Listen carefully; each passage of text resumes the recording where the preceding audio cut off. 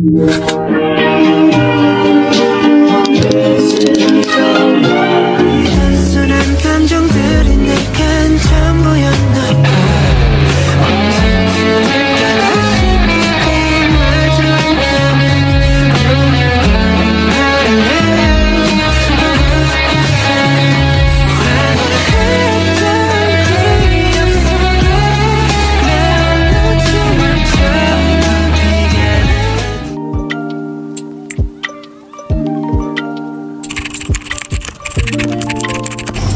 ethical-related incident reported in the news is ethical leadership. Ethics derive from the Greek word ethos that is defined as custom or character. Leadership is the methods of convincing a follower to perform things, activities that the leader sets as goals. Therefore, ethical leadership is defined as the indication of normatively appropriate conduct through personal act and the interpersonal communication, along with the manifestation of such conduct to followers by means of two-way communication, reinforcement, and decision-making. A person that lives up to moral principles that are crucial for him is an ethical leader.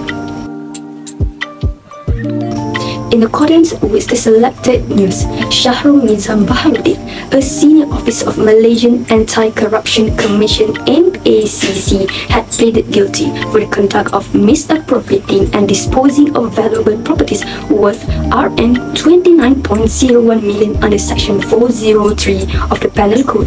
He eventually spent the money on the excuse of examining the amount and its authenticity, but later changed them with the money changer in Kota Damansara. Hold up, wait a minute. Wow. Ooh. This shows that ethical leadership issue arises in the public sector. The senior officer role is a significant position in requiring excellent communication and leadership skill, as we know. Syahrul Nizam had shown a lack of integrity skills among civil servants in the leadership role as he misused the office funds and assets. Integrity in individual is the full alignment in what a person thinks, speaks, and acts. Therefore, ethical integrity leadership is vital for the economic prosperity of an organization. Now, we move on to the main issue and one possible related issue.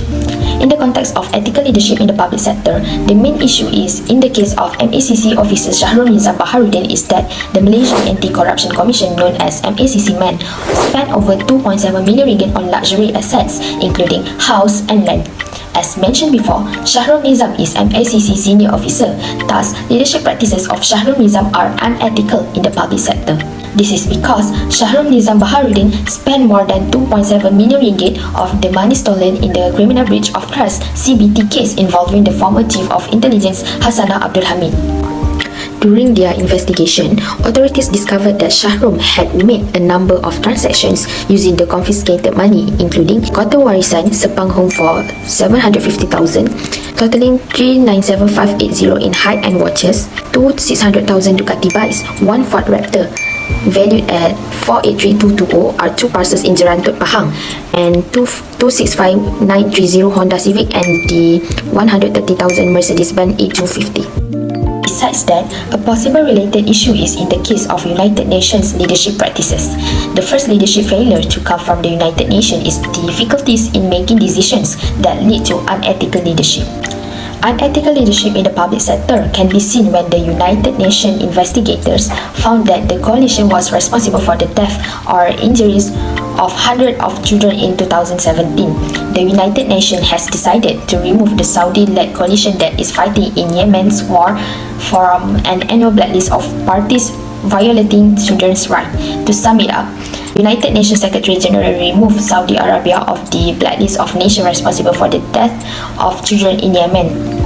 This action was taken in reaction to Saudi Arabia threatening to stop its financial support for United Nations-run programs.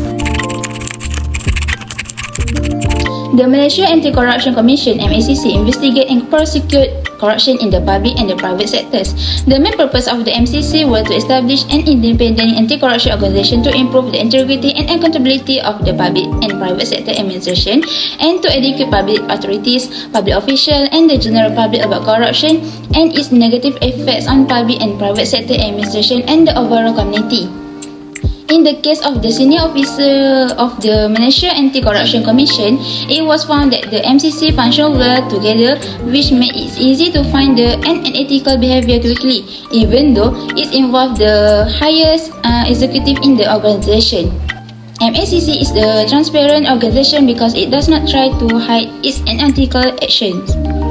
The Session Court is the top court below the Supreme Court, except for crimes that are punishable by death. All crimes are handled by the Session Court. The Court of Session can give out any legal punishment except the death penalty. The Session Court has the power to investigate cases before they go to the High Court.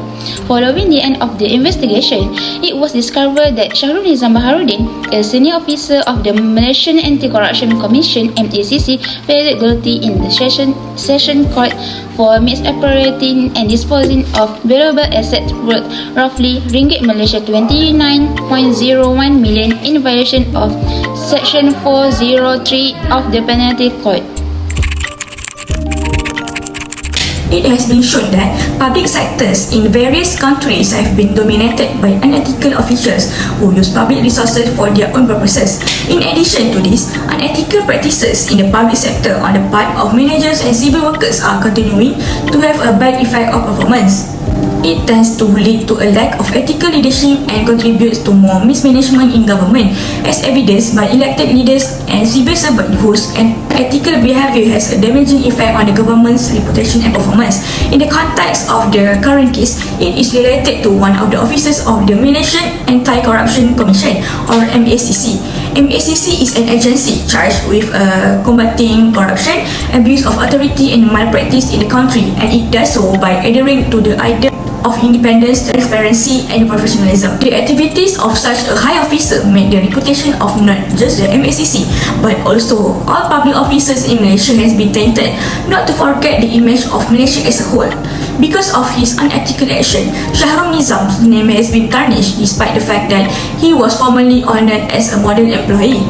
Additionally, Deputy Public Prosecutor Ahmad Akram Gharib stated that the court must be carefully consider the gravity of the crime as well as the value of money at stake in the case after it was committed by a civil servant who was given the task but took the advantage of it for his own beneficial, in addition to negatively impacting the reputation of the MACC on its own. Rule of law and democracy are both important part of a modern administrative state. Democracy strengthens the credibility and stability of government while also elevating policy making standard. Freedom of the press, human rights and the rule of law are all essential for a thriving economy, and democracy makes these things possible. In order for a democracy to flourish, ethics is a necessary condition. To fulfill the democratic ideals, governments must act ethically. There should be trust in government officials and that they would make judgment and implement policies in accordance with established procedure, and public position should not be utilized for private gain. The rule of law, equity and individual rights are all undermined when there are scandal and ethics issue in government. One of the ethic issue is unethical leadership. It is described as the action and decision of leaders in organization that disrespect and go against ethical principle and standard. In the case Shahrul Nizam involved unethical leadership since he is a senior officer.